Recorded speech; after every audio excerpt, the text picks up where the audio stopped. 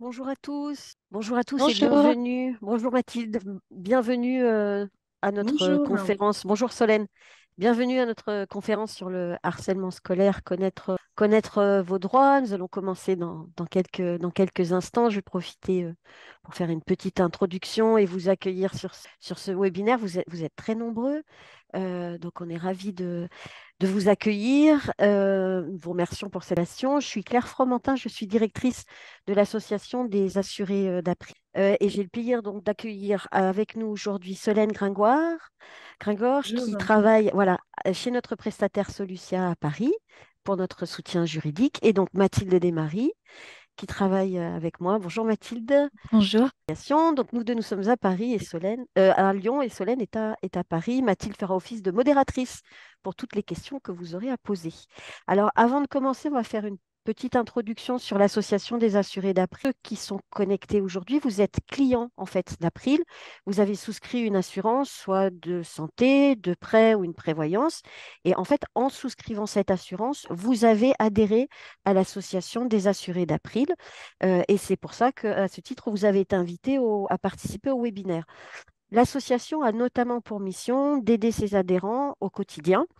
Et c'est pourquoi nous vous proposons, parmi tous les soutiens que nous avons, nous proposons un soutien juridique qui est accessible à tous. Donc, je le précise, quel que soit le type d'assurance que vous avez, santé, prévoyance ou prêt, vous avez accès au soutien juridique de façon gratuite, comme on va le présenter aujourd'hui. Cette conférence est la troisième d'un cycle de conférences consacrées au soutien juridique. Vous aurez accès aux deux précédentes par un lien qui vous sera envoyé en replay. Un petit point technique pour que vous soyez installés confortablement et que vous puissiez profiter de la conférence. On est ensemble jusqu'à 13h45, 13h50. On pourra prendre quelques questions et on essaiera de vous libérer un petit peu avant 14h pour que ce soit plus confortable. La conférence est enregistrée, mais je vous rassure, votre anonymat est parfaitement préservé. Vos coordonnées n'apparaissent pas dans l'enregistrement. Comme je vous le mentionnais, le replay sera disponible dans quelques jours, ainsi que le replay des deux autres conférences précédentes que nous avons faites.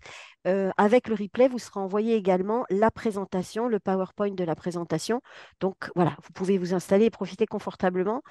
Vous recevrez tout ça probablement vendredi ou lundi. Cette conférence est au format webinaire, ça veut dire que vous ne pouvez pas prendre la parole oralement parce qu'on est en fait trop nombreux, tout simplement. En revanche, vous pouvez poser vos questions. Alors, si vous regardez en bas de votre écran, vous avez une petite option, des petites bulles Q et R, et c'est par là que vous pouvez poser vos questions.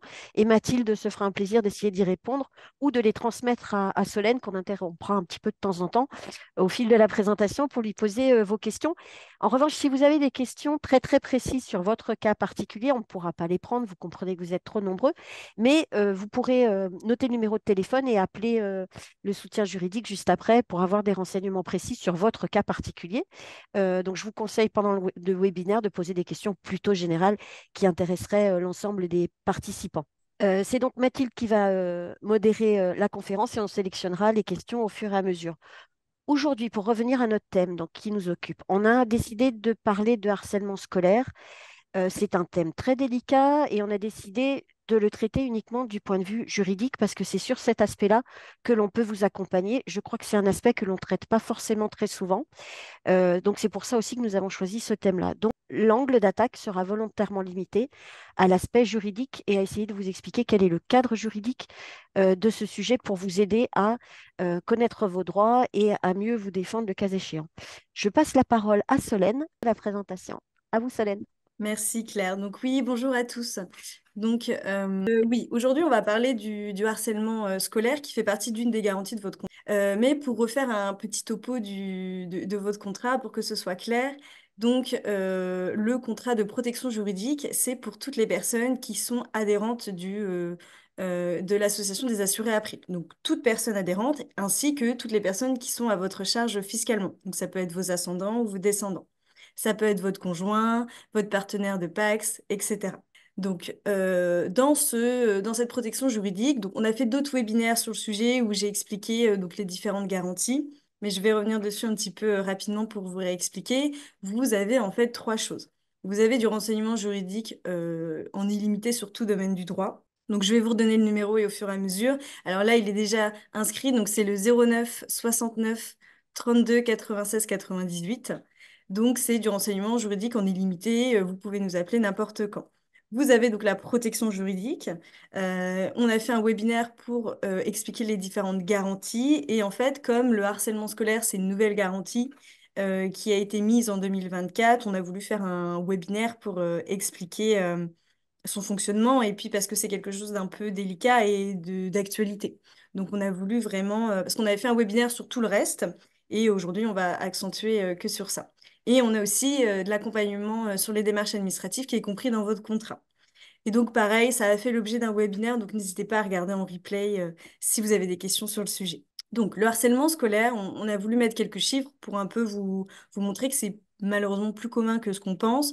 Donc 41% des Français déclarent avoir subi de manière répétée sur une longue période une forme de violence, majoritairement au collège. Deux tiers des sondés déclarent avoir été victimes de cyberharcèlement. 35% des victimes de harcèlement considèrent encore avoir des séquelles psychologiques par rapport à ça et 67% de harcèlement qui venait des réseaux sociaux. 52% des victimes n'en ont pas parlé par peur de honte et ou de dépit.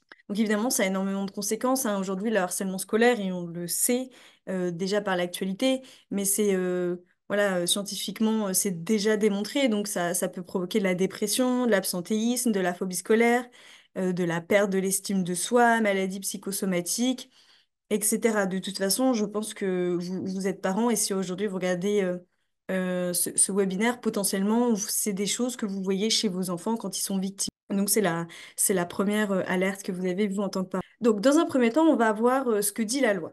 Ensuite, on va voir comment on prouve le harcèlement parce que finalement, c'est la plus grande des difficultés. Et on va vous expliquer aussi par la suite comment nous, on vous accompagne quand vous êtes victime de harcèlement scolaire. Donc, il y a eu une loi du 2 mars 2022 qui a été promulguée. Et en fait, donc vous voyez, c'est récent.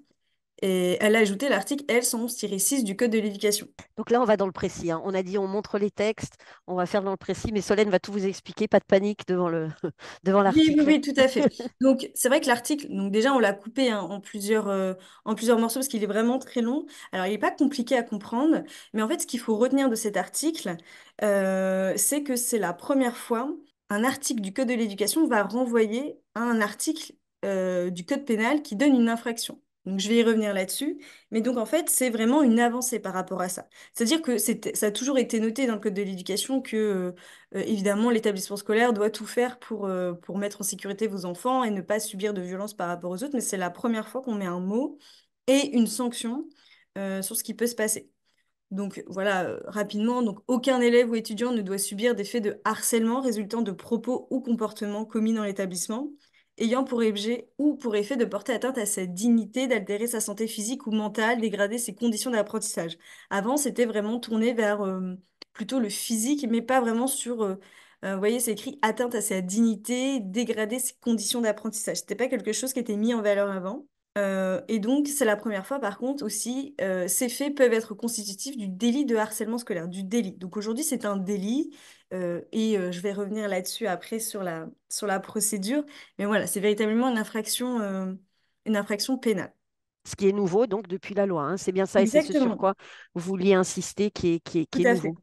Exactement, parce que ça a toujours été indiqué hein, dans le Code de l'éducation qu'on doit évidemment protéger les enfants d'un point de vue physique, mais là, c'est vraiment renvoyé à un texte du Code pénal et ça, c'est vraiment nouveau. C'est aussi inscrit que les établissements d'enseignement scolaire prennent les mesures appropriées visant à lutter contre le harcèlement.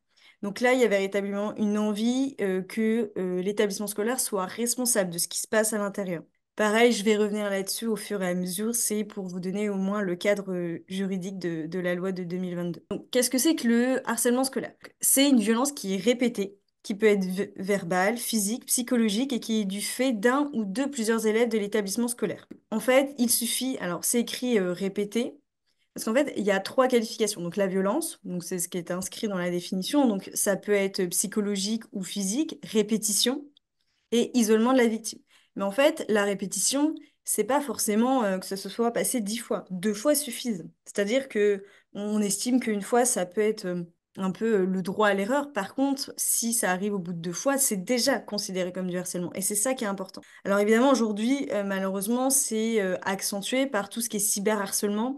parce que c'est encore plus dur à prouver, parce que ça se cache derrière des fausses identités. Et donc le cyberharcèlement, c'est un acte agressif, intentionnel, perpétré par un individu ou un groupe d'individus par un moyen de communication. De toute façon, au niveau du cyberharcèlement, on va revenir sur la preuve. Mais voilà, aujourd'hui, c'est vraiment ces deux types d'harcèlement qu'on a le plus. On a une question de Cybèle qui demande si l'article était aussi valable dans les écoles primaires, l'article que l'on a Oui, oui, cité au oui, tout à début. fait. C'est du code de l'éducation, donc du coup, c'est tous les établissements, que ce soit privés ou publics, hein, d'ailleurs. D'accord, très Oui, bien. Donc, quel que soit le niveau Quel que soit le d'enseignement, du coup. niveau, exactement. Évidemment, là, on va beaucoup parler de collège et de lycée parce que voilà, bah, plus les enfants sont jeunes et moins ils harcèlent, hein, mais oui, ça s'adapte. Oui, oui, c'est pour tous les établissements, hein, tout à fait. Donc, le harcèlement scolaire, il peut être violence physique, des coups, des bousculades, des jeux d'agression. Ça peut être des violences verbales, injures, moqueries, surnoms vexants, remarques sexistes, etc. Violence morale ou psychologique et cyberviolence. Alors évidemment, tout ce qui est violence physique, malheureusement, c'est le plus facile à prouver. Il suffit d'avoir l'attestation d'un médecin et en fait, finalement, engager la responsabilité de quelqu'un d'autre avec ce type de preuve, c'est plus simple. Par contre, tout ce qui est violence verbale, morale, psychologique et cyberviolence, et c'est ce qu'il y a malheureusement le plus, c'est plus difficile à démontrer aujourd'hui. Alors, donc c'est ce que je vous disais. L'article a vraiment voulu mettre le point sur la responsabilité de scolaire, de la responsabilité de l'établissement scolaire, excusez-moi. Et donc aujourd'hui, pour que l'établissement mette en place des sanctions, il y a plusieurs possibilités. Il peut donner un avertissement à l'élève, donc le blâme, la mesure de responsabilisation, etc., l'exclusion temporaire et l'exclusion définitive. En fait, ce qui compte là, c'est que l'établissement fasse quelque chose. Euh, En fait, il y a une infraction du code pénal donc, qui s'appelle la non-assistance à personne en danger, qui est punie de 5 ans d'emprisonnement et 75 000 euros d'amende. En fait, on considère que si l'établissement a été averti à un moment donné, il doit faire quelque chose. Il ne peut pas rester inerte en disant non, mais on va attendre, on va voir ce qui se passe. Il doit absolument sanctionner à l'instant. Et c'est pour ça qu'en fait, ce qui est nécessaire, c'est d'apporter la preuve que vous avez déjà expliqué à l'établissement que votre enfant était victime. D'où l'importance de l'écrit. Parce que en droit français, la charge de la preuve, elle incombe au demandeur. Je vais revenir plusieurs fois là-dessus, mais c'est ça qui prime, c'est ça qui est important.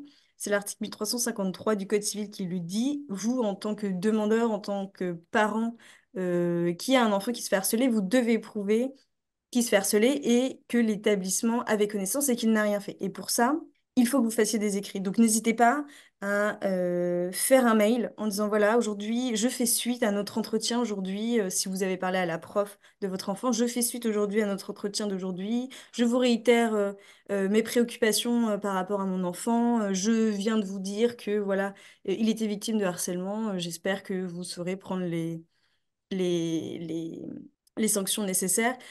Comme ça acte le fait que l'établissement savait et qu'il doit faire quelque chose. C'est ça qui est important.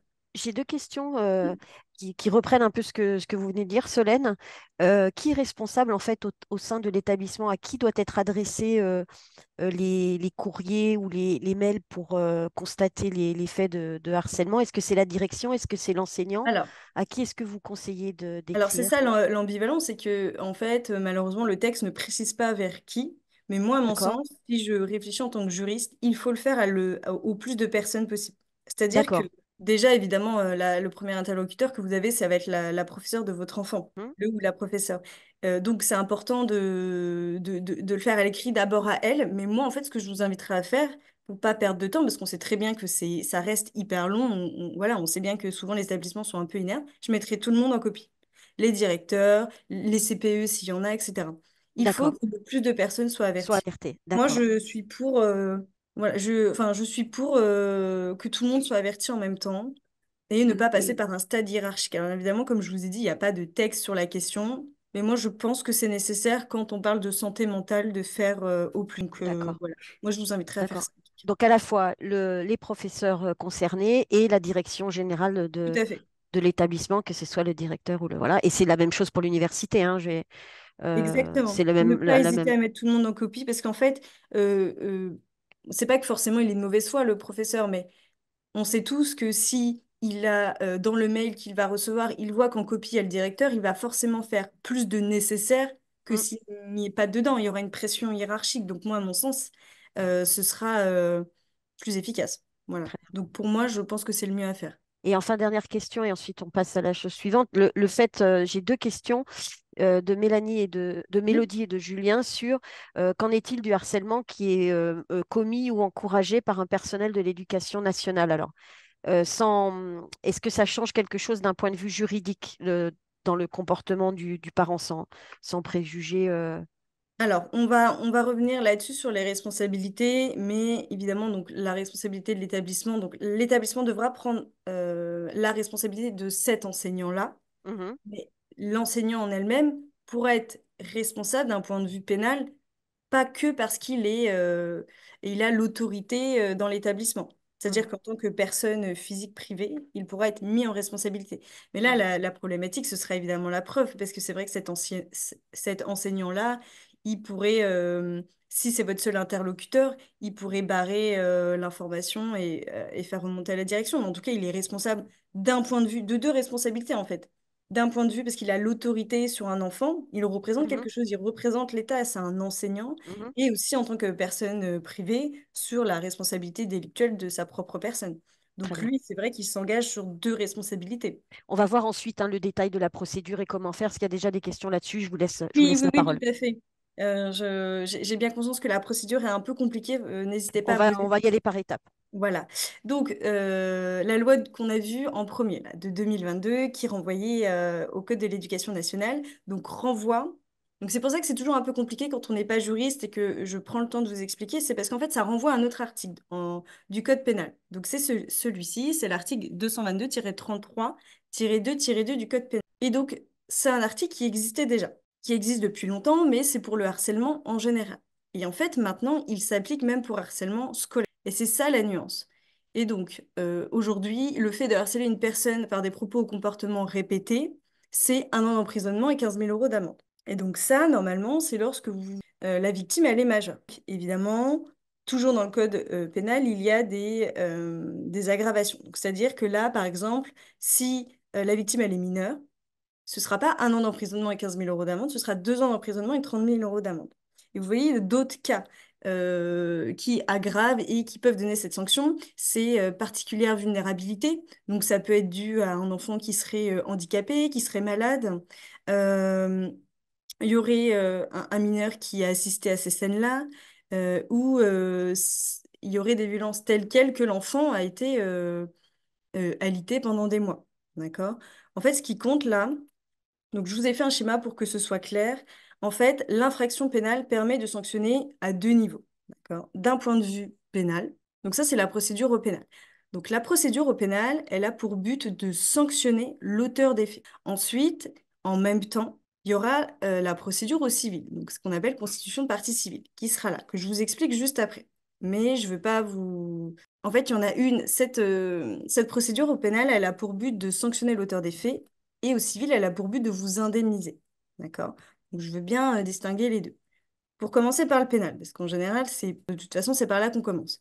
Vous déposez plainte. Il y a une enquête qui va être faite. Évidemment, quand vous déposez plainte, vous avez 6 ans. La prescription, elle est de 6 ans. Donc, à partir du moment des faits, vous avez 6 ans pour pouvoir porter. Une enquête va être faite, il y aura une décision de justice. Et donc, en fonction de la victime, de l'âge de la victime, la sanction ne sera pas la même. C'est ce que je vous disais. Donc, si la victime, elle est mineure, ce sera 2 ans d'emprisonnement pour l'auteur des faits, 30 000 € d'amende. Si la victime est majeure, ce sera 1 an d'emprisonnement et 15 000 € d'amende. Il y avait une question là-dessus sur si les enfants voilà, sont mineurs, qui est responsable en fait? Est-ce que ce sont les parents qui sont sanctionnés si les enfants sont mineurs? Non. En fait, là, ce Non, sont les enfants mineurs qui sont exactement. sanctionnés. Exactement. En fait, le pénal, c'est vraiment l'auteur des faits, peu importe son âge. Alors évidemment, si l'auteur des faits, il a moins de... Parce qu'en pénal, tout ce qui a moins de 13 ans, évidemment, on évite l'emprisonnement. Mais ça n'empêche que l'enfant peut être mis dans des centres de réhabilitation très stricts qui sont adaptés à son âge, en fait, qui est considéré comme de la prison, mais qui ne l'est pas officiellement. D'accord? Mais oui, c'est l'auteur des faits qui est sanctionné. Ce ne sont pas les parents, évidemment. Sinon, ça ne fonctionne pas. Alors là où, par contre, les parents vont pouvoir être sanctionnés, c'est au niveau civil. Parce que potentiellement, votre enfant, il va avoir eu des séquelles par rapport à ça. Il a subi un véritable préjudice moral. Donc c'est bien que l'auteur des faits puisse être sanctionné, donc puisse être emprisonné potentiellement, mais la constitution de la partie civile permet d'être indemnisé de votre préjudice moral. Donc là, c'est pareil. Donc en fait, au moment où vous allez déposer plainte, la gendarmerie va vous dire est-ce que vous voulez vous constituer partie civile. Donc ça se fait au même moment. La prescription est toujours de 6 ans. Et donc, vous pouvez demander une indemnisation sur deux fondements. Donc, soit l'établissement scolaire pour, euh, pour la responsabilité de l'établissement scolaire parce qu'il n'a rien fait, ou soit de l'auteur des faits. Alors évidemment, quand l'auteur est mineur, ce sont les parents. Parce qu'en fait, on est sur la responsabilité du fait d'autrui. Donc, c'est une responsabilité des parents envers leurs enfants, de l'article 1242 alinéa 2 du Code civil. Et donc, du coup, ce n'est pas le mineur qui indemnise la victime, mais ce sont bien les parents. Donc voilà, bien différencier les deux procédures qui se passent en même temps, pas devant les mêmes juridictions. Voilà. Donc d'un côté la procédure pénale, de l'autre la procédure en constitution de partie civile.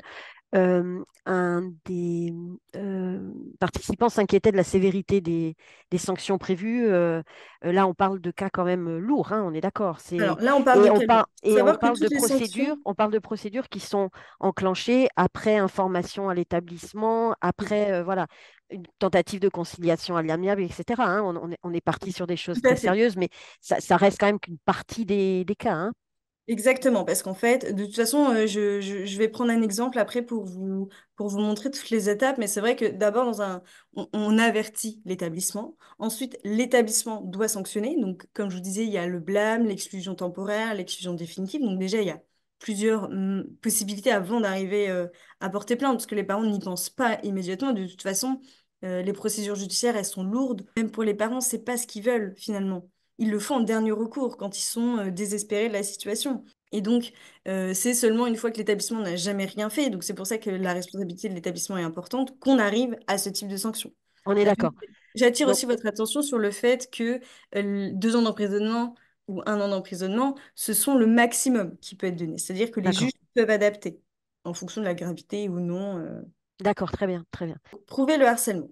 Donc, pour prouver le harcèlement, évidemment, il n'y a rien de plus important que l'écrit, parce qu'évidemment, ça reste. Donc, n'hésitez pas, dès que votre enfant vous parle d'un événement qui se répète, d'acter ça par écrit. Donc, voilà, mettez la date, l'heure, les personnes présentes, décrivez bien les faits de manière précise et les réactions de l'enfant. Et dès que vous pouvez, vous l'envoyez donc au professeur ou à la direction. Il faut qu'il y ait des éléments de preuve, il faut qu'on puisse suivre cette évolution. Plus il y aura d'écrits, plus il y aura de témoignages, plus il y aura de preuves, plus ce sera simple de sanctionner l'auteur des faits et plus l'établissement pourra le faire aussi. Parce qu'en fait, ce qui se passe souvent, c'est que l'établissement scolaire, il veut pas trop se mouiller parce qu'il n'y a pas d'éléments. C'est-à-dire que c'est la parole d'un enfant contre un autre. C'est hyper compliqué parce qu'en fait, derrière, ils savent très bien que s'ils sanctionnent un enfant sans preuve, c'est les parents de l'autre côté, de l'enfant donc qui est soi-disant auteur, qui vont venir se plaindre. Et donc, du coup, plus il y a d'éléments de preuve, plus ce sera difficile de contester de l'autre côté. Donc, plus l'établissement pourra être strict et sévère et rigoureux sur ce point. Donc voilà, n'hésitez pas, si votre enfant se fait harceler, de prendre le plus de témoignages possible. Donc évidemment, l'écrit, c'est important, mais les témoignages encore plus, parce que c'est la parole d'un autre enfant, la parole de quelqu'un qui voit. Les captures d'écran et photos, évidemment, au niveau du cyberharcèlement. Ça, je sais que ça paraît évident, mais pas pour tout le monde. Et euh, on pense que tout reste sur Internet et des fois, on n'a plus d'éléments de preuve et on se retrouve un peu démuni face à ce que votre enfant a subi sur Internet. Dès qu'il peut, il faut prendre des captures d'écran. Donc voilà, c'est vraiment important de réitérer les témoignages. N'hésitez pas à aller voir d'autres parents si vous le souhaitez en demandant est-ce que votre enfant peut témoigner pour le mien? Est-ce qu'il a vu quelque chose? Voilà, c'est pas quelque chose de cavalier, c'est normal, vous inquiétez pas. Et on comprend, enfin là, on traite le sujet donc d'un point de vue juridique. C'est vrai que ça peut être très difficile, hein, de collecter Et ces oui, oui, tout preuves. On à est fait. En d'accord, fait, hein, la c'est pas preuve, simple. c'est Voilà, le ça, plus dur, et tout puis à c'est fait. lourd, je pense, pour les parents de se plonger dans le détail du Mm, mm. harcèlement. Je pense que c'est compliqué pour l'enfant aussi. C'est des choses voilà, qui sont difficiles à traiter, mais c'est vraiment important pour la preuve. Du coup, il y a Laurent qui demande quelles sont les preuves recevables. Est-ce qu'un enregistrement audio ou vidéo à l'insu du harceleur est recevable? Alors oui, en fait, en pénal, la preuve, c'est par tout moyen. C'est-à-dire que là, on n'est Par pas tout sur moyen, d'accord. par tout moyen. Donc, on n'est pas sur du civil. La difficulté, je mets l'accent là-dessus, c'est que tout ce qui est vidéo, en fait, il faut vraiment une date. il faut que D'accord, ce soit daté. Donc, c'est-à-dire qu'il faudrait presque passer par un huissier de justice pour qu'il puisse acter la date. Parce qu'en fait, c'est pas parce que vous le prenez par votre téléphone, on peut modifier la date. Il suffit d'envoyer, de copier-coller. Si vous envoyez une vidéo sur Facebook et que vous la retéléchargez, la date de la vidéo, elle change. Donc en fait, vous pouvez modifier à l'infini cette date. Et donc, c'est pas forcément une preuve recevable. On peut appeler ça un commencement de preuve. Donc, d'accord. c'est-à-dire que c'est le début d'une preuve, ça l'est pas totalement. Mais si vous pouvez acter ça auprès d'un huissier pour qu'il puisse, ce serait encore mieux. Et Mais donc le le fait fait que que ce ça soit à soit l'insu à n'a l'insu ou pas pas de, n'a pas d'impact. D'accord, n'a très bien. pas, voilà, c'est preuve par tout moyen.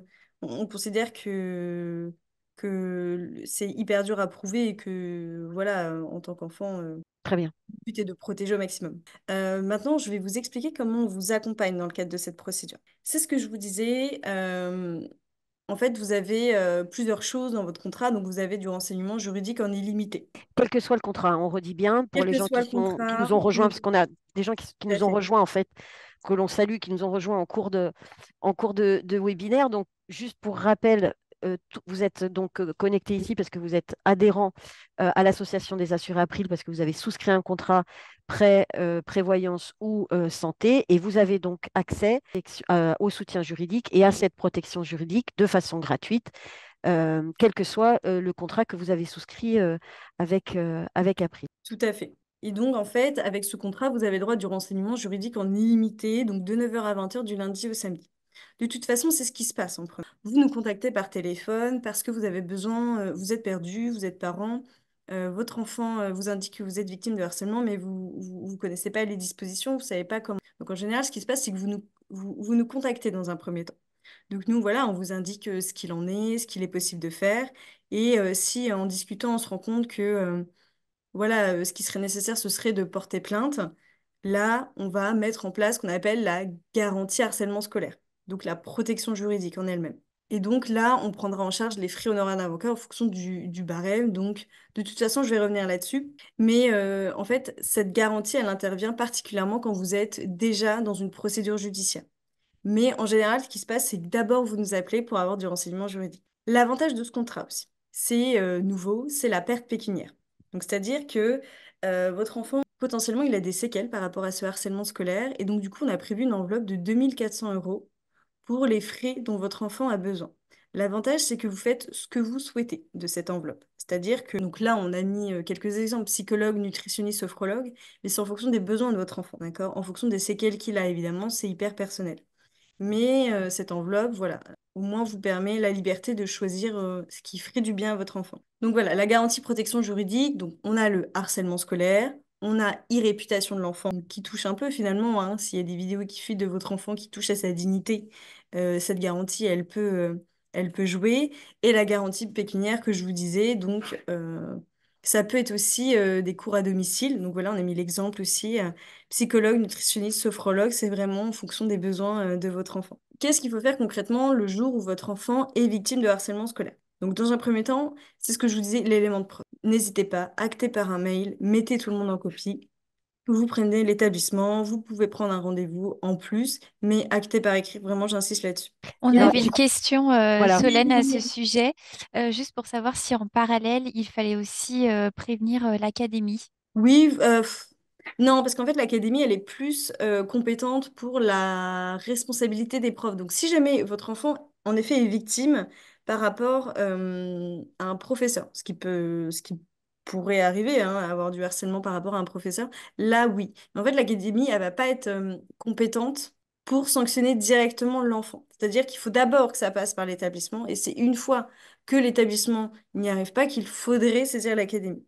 Mais c'est en dernier recours. Mais c'est plus pour sanctionner les professeurs, hein. Donc, c'est pas vraiment l'académie qu'il faut. Je pense que l'académie, elle vous répondra même pas dans ce type de cas, malheureusement. Et on a aussi une question, c'est parfois difficile pour les enfants d'expliquer qu'ils sont victimes de harcèlement. Mm, Que faire si, malgré les efforts du parent pour essayer de faire parler l'enfant ose rien dire, n'arrive pas à expliquer qu'est-ce qu'il faut faire dans ces cas-là? C'est plutôt du ressort psychologique, là, je dirais, non? ouais. Il me Il semble, faudrait. il faudrait trouver un tiers qui puisse essayer d'établir un contact différent avec l'enfant, Oui, oui, oui, peut-être. tout à fait. D'ailleurs, il y a un numéro, alors je ne sais pas si ça marche à tous les coups, mais en tout cas, il y a le numéro, il y a le 30-20. Donc, 30-18. le 30-18, excusez-moi. Le 30-18, donc c'est le numéro du gouvernement pour si vous avez besoin de parler par rapport au harcèlement scolaire. Donc, ça peut aider l'enfant. Mais c'est vrai que s'il a vraiment du mal à parler, peut-être se tourner, alors peut-être que le 30-20 l'indique après par téléphone, Mhm. mais peut-être se tourner vers un psychologue, parce qu'en fait, c'est vrai que sans témoignage, si même l'enfant n'arrive à expliquer, en fait, et en plus, on n'a pas d'éléments de preuve, c'est compliqué. Ouais, donc, ouais, voilà, il faut arriver à avoir Il faut arriver à avoir... ces éléments peut-être par un tiers qui puisse faire parler l'enfant, mais tout à c'est fait. important pour parler. Il y a une autre question aussi concernant des parents qui s'inquiètent. Ils n'ont pas vraiment réussi à avoir les faits. Mm. L'établissement scolaire n'a pas diligenté d'enquête. Ils n'ont aucun élément de preuve. Là aussi, c'est compliqué. Il faut continuer à insister et peut-être par dépôt de plainte ou... Tout à fait, il faut déposer plainte pour non-assistance à personne en danger contre l'établissement scolaire. Si ça fait plusieurs fois que vous êtes là à quémander encore et encore une sanction ou en tout cas une action de la part de l'établissement et que ça se fait toujours, ne pas hésiter à porter plainte pour non-assistance à personne en danger. Si vous voyez que votre enfant souffre, il est malheureux, il faut faire le nécessaire malheureusement. Oui, oui, donc on confirme, hein, c'est bien le 30-18 pour appeler, pour faire le point. Il y a notamment une appli qui peut être téléchargée aussi si ça peut aider les enfants à parler, à échanger dans un premier temps. Mm. Donc, ce que je vous disais, c'est que il faut d'abord prévenir l'établissement, il faut qu'il fasse le nécessaire. Tous les éléments de preuve que vous avez, vous les faites. Ensuite, si vous voyez que l'établissement ne fait rien, C'est la n'hésitez pas. question, voilà, on a Voilà. plusieurs questions à ce sujet-là. Portez plainte au commissariat le plus proche sur ce fondement-là et sur le fondement donc, du harcèlement scolaire et de non-assistance à personne en danger contre l'établissement. D'accord? Ensuite, Après avoir épuisé les recours avec l'établissement, en fait, hein, bah, l'idée, bien c'est sûr, pas en de... fait, si personne ne fait rien, Voilà, il faut aller au contentieux, hein, malheureusement. Alors, c'est assez rare, hein, les cas normalement où l'établissement ne fait rien, mais il ne faut pas bien hésiter à sûr, activer toutes les voies de recours. Et bien sûr. ensuite, vous nous contactez. Potentiellement, vous nous avez déjà contacté, mais en tout cas, si Mm. ce n'a pas été encore fait, vous n'hésitez pas à nous contacter pour qu'on puisse prendre en charge les frais honoraires d'avocat, conformément à notre barème pour la prise en charge de votre avocat. Et une question sur les frais d'huissier, est-ce qu'ils sont pris en charge aussi si on veut faire valider les preuves? Alors, non, malheureusement, ça, c'est pas pris en charge. Par contre, tous les frais d'huissier pour tout ce qui est signification de la décision ou exécution de la décision, oui. Mais sur la Mais, matérialisation du litige en lui-même, euh, d'accord. non, ce n'est pas compris dans nos barèmes. Alors, on a eu, alors la garantie, elle est nouvelle, donc j'ai pas énormément d'exemples de dossiers encore à vous donner, mais donc on essaye de s'adapter aussi en fonction de ce qu'on va avoir au fur et à mesure. Par exemple, le premier dossier qu'on a eu, en fait, on s'est rendu compte que donc, il nous demandait la prise en charge. En fait, c'est un élève qui passe devant la commission disciplinaire. Et donc, en lisant le dossier, on se rend compte qu'on ne comprend pas trop bien qui est la victime et qui est l'auteur des faits. Et en fait, malheureusement, chaque élève se remet la faute l'un ou sur l'autre.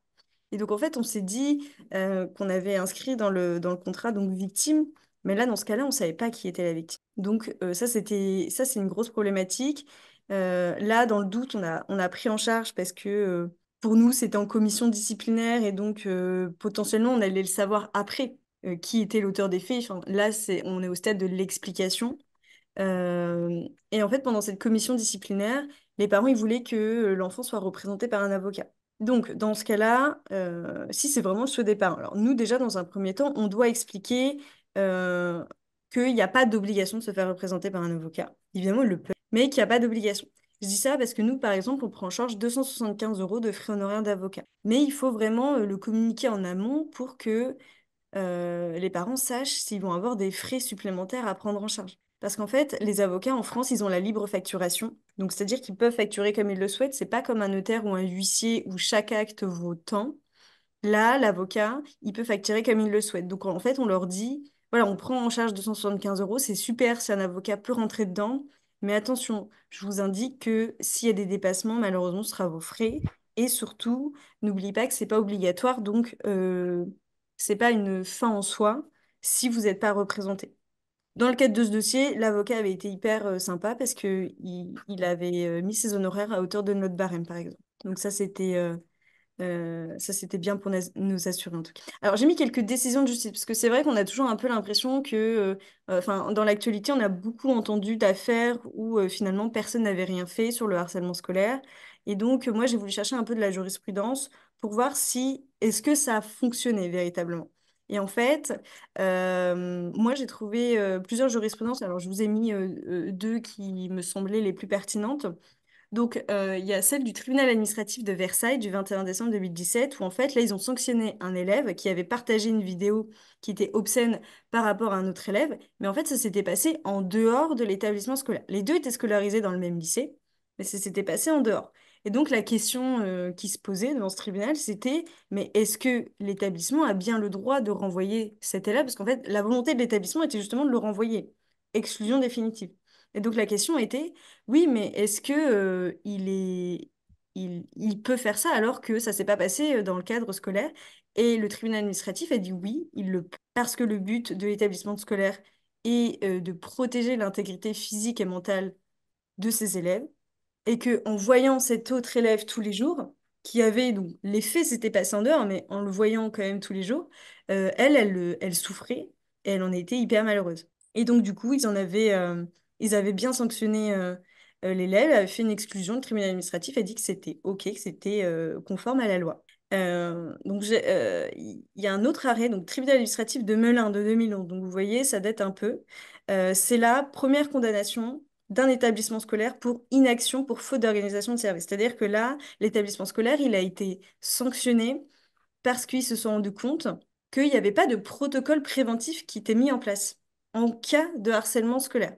Donc évidemment, si l'arrêt existait, c'est que finalement, il y en a eu. Mais en fait, ils se sont rendus compte que l'établissement n'avait jamais pensé au fait que ça pourrait arriver et donc n'avait mis en place aucun protocole, aucune organisation. Donc le jour où ça arrivait, évidemment, ils ont pas su gérer.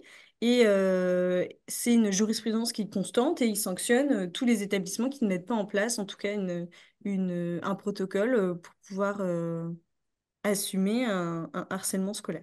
Et les choses ont changé depuis 2011, on est d'accord, hein, Bien de ce point de sûr, les vue-là. choses ont changé.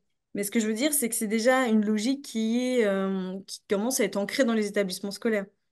Et Donc, il y donc, a comme vraiment... un participant le rappelait, il y a eu tout un effort à la rentrée 2023 pour mettre ce sujet sur la table dans tous les établissements scolaires, avec la nomination d'équipes référentes, notamment dans les différentes académies. Voilà, l'objet du webinaire n'était pas de par des actions gouvernementales mises en place, mais voilà, on sait qu'il y en a que le sujet voilà, est remonté dans l'actualité et a été Mm, pris en compte par l'éducation nationale. Donc, notre objet aujourd'hui, c'était vraiment de se focaliser sur l'aspect juridique du point de vue oui, tout à des fait. parents de l'utilisateur final, sans rentrer forcément dans Tout les à fait. dernières Ça politiques avait adoptées. presque pour le but de vous rassurer, pour vous démontrer qu'aujourd'hui, il y a bien des textes, des sanctions qui sont prévues, la jurisprudence sur le sujet. Je sais que aux informations, on entend beaucoup, donc des histoires d'harcèlement qui finissent mal, mais en fait, il y a des choses qui se mettent en place, il y a des choses qui sont prévues, et voilà, aujourd'hui, il y a des sanctions qui sont possibles. Alors, je crois qu'on avait encore une slide sur le numéro, c'est ça, voilà. Oui, tout à fait. Donc voilà, si vous avez n'importe quelle question d'un point de vue juridique, déjà ça marche pour tout, hein, pas que pour le harcèlement scolaire, c'est le 09 69 32 96 98. Et nous, on est une quarantaine de juristes ici, tous compétents de manière différente dans d'autres domaines du droit, pour vous répondre juridiquement. Donc voilà, n'hésitez pas à nous contacter. Si jamais vous tombez sur un juriste qui a un peu de difficulté sur votre question, nous, on travaille en open space et donc on est là pour... voilà, on n'hésite pas à mettre en attente, à demander à quelqu'un, écoutez, qu'est-ce que tu en penses, toi, etc. On est vraiment, on essaie d'être le plus polyvalent possible. Alors donc l'idée c'est que si on a besoin, si les parents qui sont à l'écoute aujourd'hui ont besoin d'un conseil, ne savent pas trop par quel bout commencer, les preuves sont pas là ou un peu mais pas beaucoup, etc. Il faut nous Premier contacter. réflexe c'est de contacter voilà le numéro de téléphone peut-être pour faire le De toute point façon, sur les démarches. il y a pas de Voilà, questions bêtes de toute façon, voilà, d'accord? on est d'accord que c'est Faut pas compliqué. hésiter. Et si on vous dit que malheureusement on n'a pas de... En fait, ça n'arrive jamais qu'on dise qu'on n'a pas de réponse parce que même Mhm. si vous avez une question hyper spécifique, on va faire des recherches juridiques et voyez, là, je vous ai mis deux exemples de jurisprudence, mais il y en a tellement sur le sujet. C'est juste que voilà, il faut une question précise pour qu'on puisse faire une recherche, mais on va tout faire pour vous trouver des éléments qui vont dans votre sens. C'est le but en tout cas. Alors, si on reprend, on va reprendre un peu les questions avec Mathilde, puisqu'il y en a eu beaucoup. Alors, Mathilde, c'est virtuel, répondre au fur et à mesure, merci. On va essayer d'en prendre quelques-unes. Pour revenir peut-être un petit peu au début sur la définition, on est d'accord que des faits de harcèlement commis par des élèves d'un établissement, mais à l'extérieur de l'établissement, relèvent bien du Tout à harcèlement fait. scolaire, hein. On est d'accord, il y avait la Tout à question fait, de... parce qu'en fait, il y a D'accord, l'après-harcèlement finalement. C'est ce que d'accord, expliquait l'arrêt, c'est que ça s'est passé en dehors, mais après, elle, la honte qu'elle avait subie, elle continuait de la vivre et encore plus en ayant l'élève avec elle. Elle avait peur de cet élève. Donc tous les jours, pour elle, sa sécurité, elle était pas assurée. donc, quel que soit le lieu, ça fonctionne. Il faut qu'il y ait l'élément de répétition pour le harcèlement. Est-ce qu'une seule Il vidéo faut, suffit? Est-ce que j'ai des Alors, questions en là-dessus? fait, la jurisprudence, donc j'ai pas tout mis, mais c'est vrai que la jurisprudence, elle est ambivalente. C'est-à-dire que par exemple, pour une D'accord, vidéo, là, le fait de harcèlement est avéré. Mais parce qu'une vidéo, ça se partage, donc ça se divulgue. d'accord, Mais d'accord. par Donc, une exemple, vidéo peut si, suffire. Une tout vidéo à peut fait. suffire. Mais D'accord, par exemple, il y avait une jurisprudence sur deux anciens amis qui s'étaient battus dans la cour de récré et la personne était tombée. Mais c'est arrivé qu'une fois. Et la jurisprudence considérait que, comme c'était arrivé qu'une fois, c'était un fait de violence, c'est vrai, mais c'était pas un fait de d'accord, harcèlement. d'accord. On a eu une autre question aussi d'une maman sans doute un peu inquiète sur le fait que son enfant est potentiellement harceleur. Mm. Il est possible que ce soit lui qui soit À l'auteur l'origine de tout à ça, l'origine des faits. Euh, que faire dans ces cas-là? Expliquer peut-être à l'enfant le sérieux du... expliquer, oui, tout à fait, expliquer le sérieux. Et alors après, je sais pas où ça en est. Et d'ailleurs, n'hésitez pas à nous contacter après ce webinaire par téléphone pour qu'on Mhm, puisse avoir d'autres éléments. Mais c'est vrai que dans un premier temps, déjà, si c'est quelque chose qu'il admet par lui-même et qu'il est pris à entendre quelques sanctions, alors je ne sais pas s'il a déjà été exclu temporairement, mais ça marche assez bien en pratique d'être exclu temporairement. Potentiellement, c'est des sanctions qui peuvent... Voilà, c'est quelque chose qui quand même parle à l'enfant, c'est-à-dire que ça a quand même une vraie responsabilité de se faire exclure quelques jours, mais c'est pas quelque chose de définitif. d'accord, d'accord. Donc ça Mais peut oui, être, oui, d'en parler, d'expliquer le sérieux et de contacter l'établissement aussi peut-être pour faire le bien point. sûr, bien D'accord. sûr. On est d'accord que donc là, notre objet, c'était dans le cadre de la protection juridique d'expliquer tout l'aspect, donc Mm, mm. l'aspect juridique. Mais encore une fois, notre objectif n'était pas de pousser tout le monde à déposer plainte Non, non, non, du tout. de partout. L'idée, c'était d'expliquer les différentes procédures. Donc, il y a la possibilité d'abord, on a bien dit, avec l'établissement, et puis ensuite la procédure pénale. On a aussi des parents qui témoignaient d'avoir porté plainte et qu'il n'y ait aucun effet, que depuis plusieurs mois, là, aucune enquête de police, aucun, aucune, Ok. aucun mouvement. Que faire dans ces cas-là? Comment relancer en quelque sorte la procédure après un dépôt de plainte en bonne et due forme? Malheureusement, ça arrive. Et enfin, pas si rarement que ça, d'ailleurs pour tous les sujets. Et en fait, comme le premier palier, c'est les gendarmes ou la police, c'est vrai que dès que ça bloque à ce niveau-là, ça bloque pour tout. Et donc, en fait, la possibilité que vous avez, et d'ailleurs, même si on vous refuse de prendre votre plainte, hein, ce qui arrive Mhm. plus fréquemment qu'on pense, ne pas hésiter à écrire au procureur de la République D'accord. Donc, directement. ça serait ça la deuxième étape, en fait. Tout à fait. Il faut D'accord. écrire au procureur de la République, il faut indiquer que voilà, aujourd'hui, vous avez porté plainte pour tel et tel fait, tel jour, enfin, etc. Et que vous n'avez toujours pas de réponse et vous voulez savoir où en est l'enquête. En fait, le procureur, c'est un petit peu le professeur des gendarmes. C'est lui qui gère un peu tout ça. C'est un peu le manager des gendarmes, si on peut vulgariser ça. Mhm. Et donc, dès que ça remontait à lui, lui, il doit aller vérifier ce qui se passe en bas. Donc, D'accord. voilà, n'hésitez pas à envoyer une lettre au procureur de la République. D'accord. Donc, ça peut être Et voilà, le une façon procureur vous de... répondra toujours. Ça, D'accord. je suis catégorique là-dessus. D'accord. Mathilde, est-ce qu'on a d'autres questions peut-être? Parce qu'il y en a beaucoup qui défilent. Alors oui, il y en a une de Mariette, peut-être juste refaire le point qui n'avait pas compris. Qu'est-ce qui peut être pris en charge en fait par le soutien juridique financièrement? Oui, tout à fait. C'est vrai qu'on n'a pas mis le barème de prise en charge parce que je voulais pas trop vous assommer. Il y a déjà Beaucoup plein d'infos. d'éléments. Mais par exemple, donc, nous, ce qu'on peut prendre en charge dans un premier temps, c'est ce que je vous disais, c'est l'assistance d'un avocat pour la commission disciplinaire qui arrive assez rapidement en général, hein. Pour l'exclusion définitive d'un élève, il faut passer par cette commission disciplinaire.